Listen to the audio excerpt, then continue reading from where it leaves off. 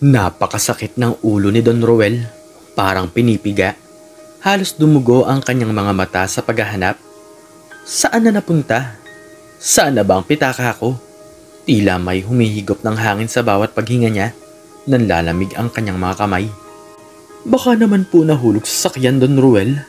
Tanong ng kanyang tapat na alalay, si Mang Ben, habang nagmamadali silang bumaba sa kanilang mansyon. Hindi, Ben. Sigurado ako rito sa bulsa ko yan kanina pa. Baka naman sa palengke. Ang palengke? Ang pagiging bilyonaryo ni Don Roel ay hindi nangangahulugan na hindi siya naglalakad sa mga ordinaryong lugar.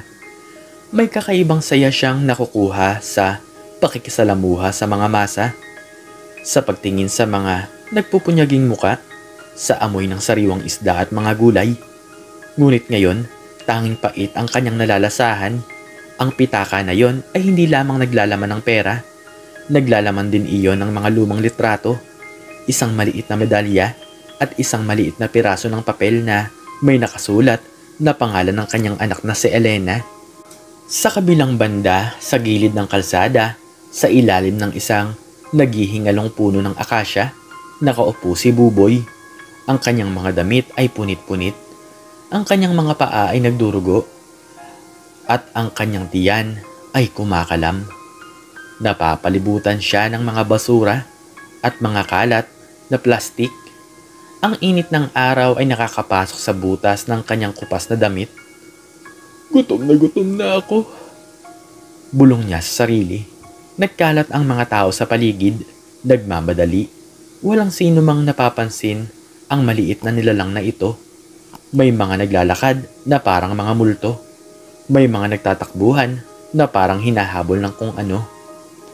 Napansin niya ang isang bagay na kumikinang sa gilid ng isang basurahan. Isang bagay na mukhang iba sa mga karaniwang basura. Nilapitan niya ito ng may pag-iingat. Ang kanyang maliit na kamay ay nanginginig sa pag-aakalang baka may makakita at akalain nilang magnanakaw siya. Ngunit ang kanyang gutom ay mas malakas kaysa sa takot. Isang makapal na pitaka gawa sa balat ang kanyang napulot. Nang buksan niya ito, tila bumungad sa kanya ang isang maliwanag na mundo. Dami ng pera. Hindi niya alam kung ilan. Ngunit alam niyang marami ito. Ang kanyang puso ay kumabog ng malakas.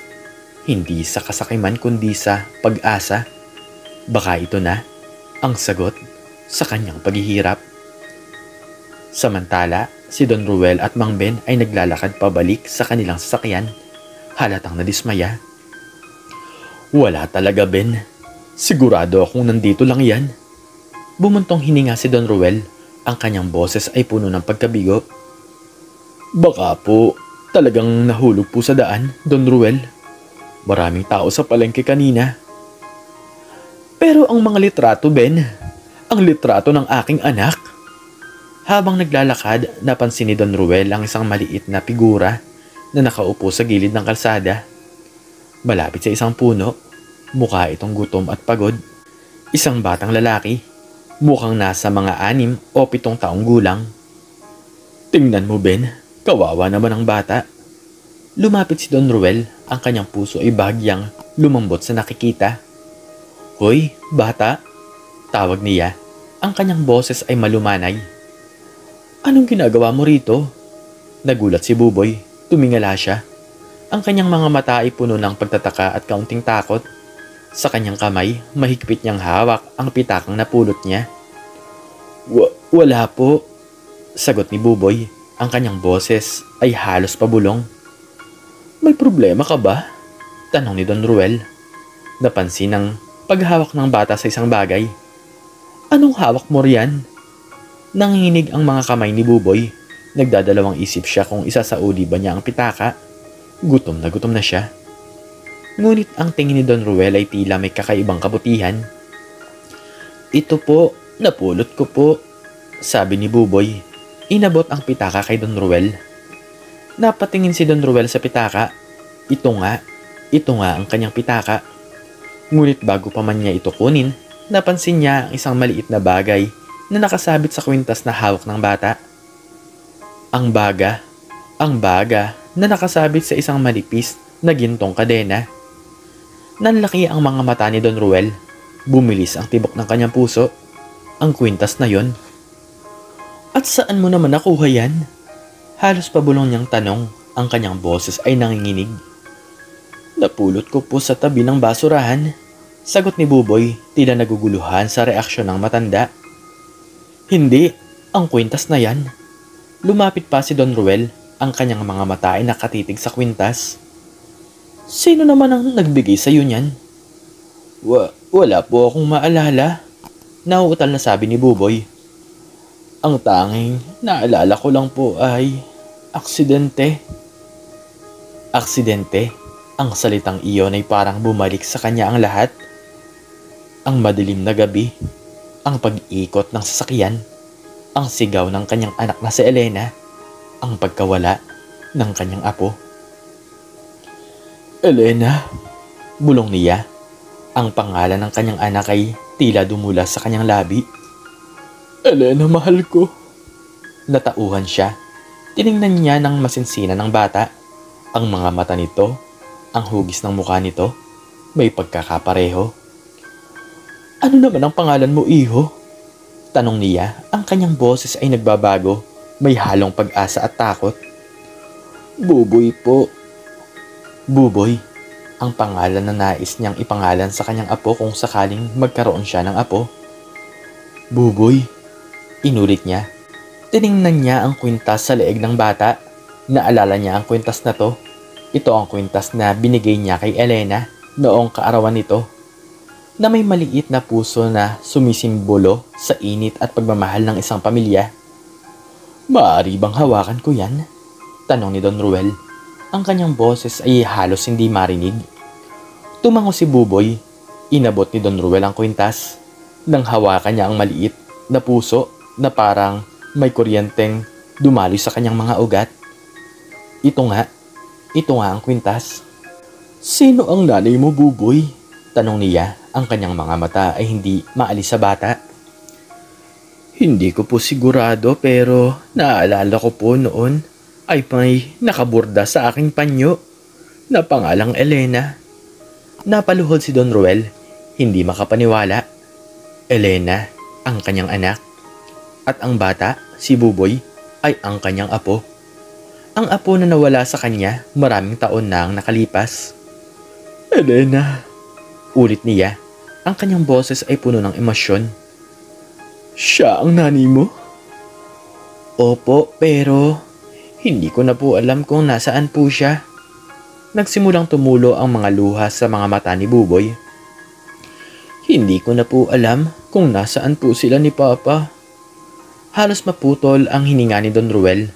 Ang kanyang anak na si Elena, ang kanyang tanging anak, ay wala na. At ang kanyang apo si Buboy ay lumaki ng mag-isa. Ang aksidenteng iyon na naghiwalay sa kanila. Si Elena ang kanyang minamahal na anak at ang kanyang asawa, ang ama ni Buboy, ay namatay. At si Buboy, ang kanilang anak, ay naiwan. Aksidente? Bumulong si Don Ruel. Ang aking apo. Hinigpitan niya ang yakap sa bata. Hindi na niya kayang pigilan ang kanyang mga luha. Lumuluha siya para sa kanyang anak, para sa kanyang manugang, at para sa kanyang apo na lumaki sa hirap. Huwag ka nang umiyak, apo. Sabi niya, ang kanyang boses ay garalgal. Narito na si Lolo. Niyakap siya ni Buboy pabalik. Ito ang unang pagkakataon na nakaramdam siya ng yakap ng isang tunay na lolo. Ang init, ang seguridad. Lolo? Tanong ni Buboy, ang kanyang mga mata ay puno ng pagtataka. Oo, apo. Ako ang iyong lolo, si Don Ruel. Ang mga tao sa paligid ay napapatingin sa kanila. Ang dating matandang bilyonaryo na mukhang nawalan ng lahat ay ngayon ay yakap ang isang batang pulubi. Parehong umiiyak. Talaga po? Bulong ni Buboy. Lolo? Oo, Buboy. Apo ko.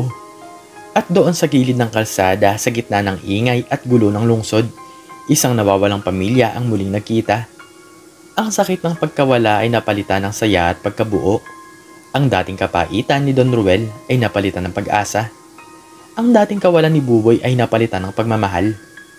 Halika na apo, sabi ni Don Ruel habang tinatayo si Buboy. Mayroon tayong pupuntahan. Mayroon na tayong pamilya.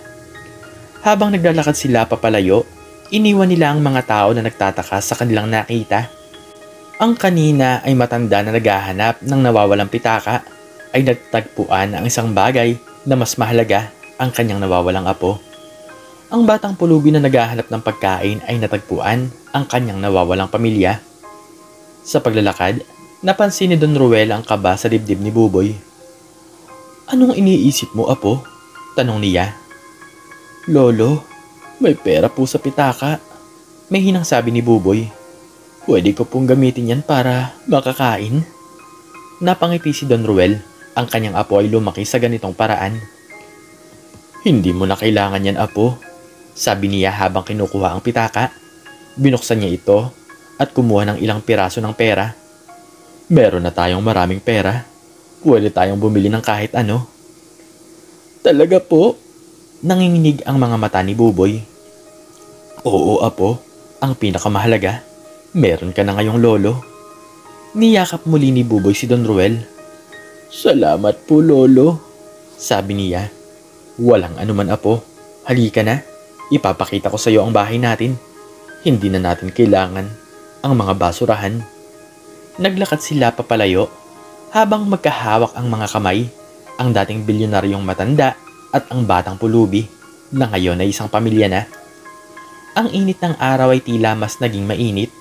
Ang hangin ay tila mas naging sariwa at mga tao na nakatingin. Ngunit hindi sila napapansin. Ang kanilang mundo ay nagbago na. Ang pagkawala ay natagpuan. Ang sakit ay napalitan ng saya. Ang pag-iisa ay napalitan ng pagmamahal. Sa paglalakad, napansin ni Don Ruel ang patuloy na paghawak ni Buboy sa kwintas. Gusto mo ba talaga yan, apo? Tanong niya. Opo, lolo. Ito lang po kasi ang tanging alaala ni mama. Alam mo ba, apo? Nagsimulang magkwento si Don Ruel. Ang kwintas na yan ay ibinigay ko sa nanay mo noong bata pa siya. Ito ang paborito niya. Talaga po? Masayang sabi ni Buboy. Kaya po siguro naging paborito ko rin po ito, lolo. Mabuti na lang at naitago mo yan. Kung hindi, baka hindi ko na ito nakita muli. Nagpatuloy sila sa paglalakad. Ang mga yapak nila ay tila may kasamang musika. Ang kwento ng pagkawala at pagkakahanap. Ang kwento ng pamilya. Lolo? Biglang tanong ni Buboy. Papaano po ako nawala? Huminga ng malalim si Don Ruel. Ito ang pinakamahirap na bahagi. Naaksidente ang sasakyan ng iyong mga magulang, apo. Maluba ang kanilang sinapit. Ikaw naman, dahil bata ka pa, ay hindi nila alam kung saan dinala. Marami ang naghanap sa'yo, kasama na ako pero hindi ka nila natagpuan. Nasaan na po sila ngayon? Tanong ni Buboy. Ang kanyang tinig ay puno ng kalungkutan. Nasa piling na sila ng Diyos, apo. Pero sigurado akong masaya sila ngayon dahil nakita ka na namin. Tumahimik si Buboy. Tila iniisip ang mga sinabi ng kanyang lolo. Sana po, nakikita nila ako ngayon, lolo. May hinang sabi niya. Oo naman, apo.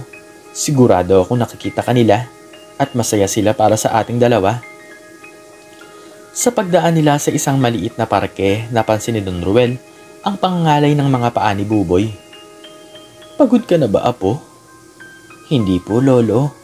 Ngunit halata naman sa kanyang mukha ang pagod. Halika, umupo muna tayo dito. Umupo sila sa isang bench. Tinitigan ni Don Ruel ang kanyang apo.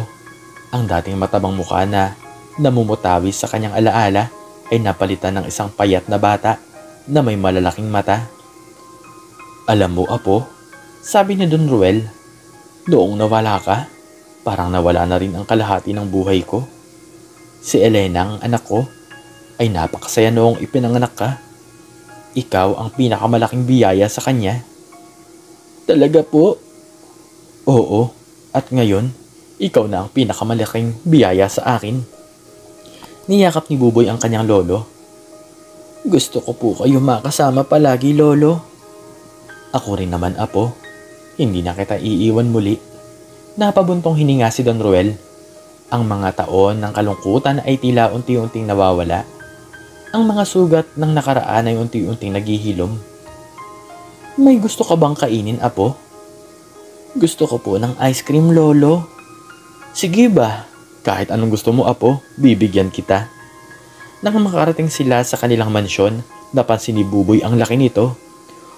Wow, Lolo, ang laki po ng bahay nyo. Hindi ko lang bahay yan, Apo. Bahay natin to. Ito ang tahanan natin. Magkasama na tayo dito. Sa pagpasok nila, sinalubong sila ng mga tauhan sa bahay. Nagulat sila sa biglang pagdating ni Don Ruel kasama ang isang batang lalaki. Don Ruel, sino po ang kasama nyo? Tanong ng isang kasambahay. Siya ang aking apo, si Buboy. Sabi ni Don Ruel, ang kanyang boses ay puno ng pagmamalaki. Simula ngayon, siya na ang magiging amo nyo dito. Nagulat ang mga kasambahay, ngunit agad din silang umiti. Welcome po, Ginoong Buboy. Si Buboy naman ay tahimik lang na nakatingin sa paligid, tila hindi makapaniwala sa kanyang nakikita. Halika na, Apo, sabi ni Don Ruel. May mga damit kang mahahanap dito at pagkatapos, kakain tayo ng masarap. Dinala ni Don Ruel si Buboy sa kanyang silid. Isang malaking silid na may malambot na kama at maraming laruan.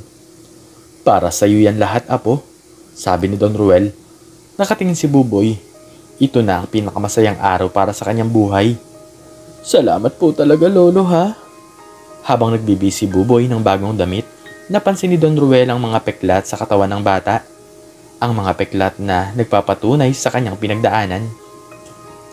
Huwag kang mag-alala, Apo, sabi ni Don Ruel. Lahat ng sugat na yan, gagaling na ngayon. Nandito na si Lolo.